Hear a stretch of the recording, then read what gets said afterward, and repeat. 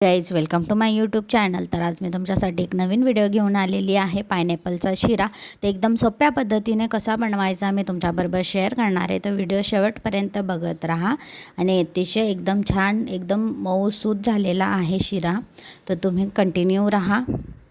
मी अननस घेतलेला आहे। एक अननस आपल्याला एक वाटी रव्यासाठी एक अननस आपल्याला पूर्ण लागतं। तर इथे मी अननस आणलेलं होतं, ते घरीच कट करून घेतलेलं आहे। तर तुम्ही जर तुम्हाला लगेच करायचं असेल तर तुम्ही बाहेरूनही कट करून आणू शकता।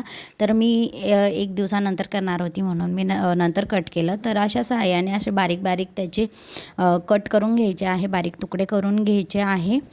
तर असं माझी एक वाटी आणि इथे अर्धी वाटी म्हणजे दीड वाटी माझं भरलेलं आहे। तर आता आपण बनवायला घेऊया। कढई इथे गरम झालेली आहे, त्यामध्ये एक चम्मच तूप टाकून आपल्याला त्यामध्ये एक वाटी रवा घालायचा आहे। तुम्ही जाड किंवा बारीक रवा घालू शकता तुमच्या अंदाजे। तर इथे मी जाड रवा घातलेला आहे एक वाटी। त्यानंतर तो पूर्ण लालसर होईपर्यंत भाजून घ्यायचा आहे आणि हलवतच राहायचा आहे, जेणेकरून व्यवस्थित सगळा रवा भाजला जाईल। तर इथे पूर्ण असा लालसर भाजून झालेला आहे रवा। आता आपण तो एका भांड्यामध्ये काढून घेणार आहोत। इथे कढईतला रवा काढून घेतलेला आहे आणि त्यामध्ये आपल्याला टाकायचे आहे अननसाचे तुकडे टाकून, सगळे अननसाचे तुकडे टाकून घ्यायचे आहे आणि व्यवस्थित असा हलवून त्यांना थोडेसे फ्राय करून घ्यायचे आहे। झाल्यानंतर मग त्यामध्ये आपल्याला पाणी टाकून घ्यायचं आहे आणि 2-3 मिनटासाठी शिजायला ठेवायचं आहे। इथे 2-3 मिनटं झालेले आहे आणि आपल्या अननसाचे तुकडे पूर्ण शिजून झालेले आहेत। आता त्यामध्ये आपल्याला ना येलो कलर टाकायचा आहे, फूड कलर टाकायचा येलो कलर, आणि त्यानंतर मग जो भाजलेला रवा आहे तो त्यामध्ये टाकून घ्यायचा आहे आणि व्यवस्थित मिक्स करून घ्यायचा आहे। जोपर्यंत पाणी आटत नाही तोपर्यंत त्याला पूर्ण शिजवून घ्यायचा आहे। 2-3 मिनटांनी तुम्ही बघू शकता इथे शिजलेला आहे आपला रवा। आता त्यामध्ये आपल्याला टाकायचं आहे साखर, तर त्याचप्रमाणे टाकायची आहे, एक वाटी साखर टाकायची आहे।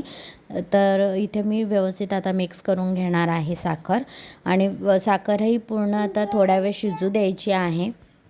नंतर त्यामध्ये ड्रायफ्रूट्स टाकून घ्यायचे आहे, काजू, बदाम, मनुका, तुम्ही तुम्हाला ड्रायफ्रूट जे टाकायचे ते टाकू शकता।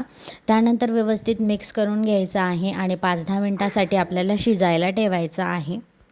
5-10 मिनिटांनी आपला शिरा तयार झालेला आहे। तुम्ही बघू शकता एकदम मऊसूत शिरा तयार झालेला आहे। आता त्यामध्ये वरतून 1 चम्मच तूप घालायचं आहे आणि व्यवस्थित मिक्स करून घ्यायचं आहे। तर आपला इथे शिरा तयार झालेला आहे, तुम्ही नक्की ट्राय करा। आता इथे तुम्ही बघू शकता इतका छान आणि इतका मऊसूत झालेला आहे, खायलाही खूप छान आणि घमघमाट सुटलेला आहे। पायनॅपलचा शिरा एकदम स्वादिष्ट झालेला आहे। तुम्ही ट्राय करा। तुमच्या लहान मुलांना घरामध्ये काहीतरी वेगळं द्यायचं असेल तर तुम्ही हा शिरा नक्की ट्राय करू शकता। व्हिडिओ आवडला असेल तर लाईक करा।